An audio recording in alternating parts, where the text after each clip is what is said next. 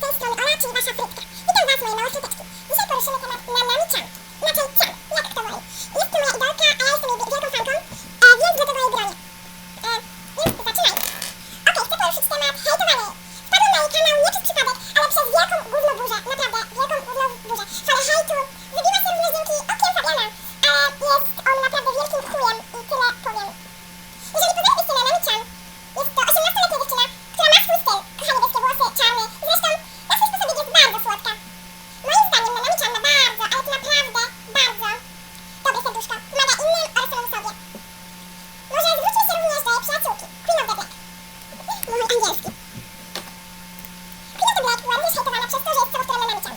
Jeden ze swoich filmików powiedział, że nie jest mamą, a to skrawek tego filmu. Mam na imię Ola i też mam 13 lat. Może nie lubię Ola. Ja, mówię, że się trochę inspiruję. Moja przyjaciółka. To co nie znamy. Przyjaciółki zazwyczaj się do siebie upodobają. To co nie znamy. Przecież to jest normalne.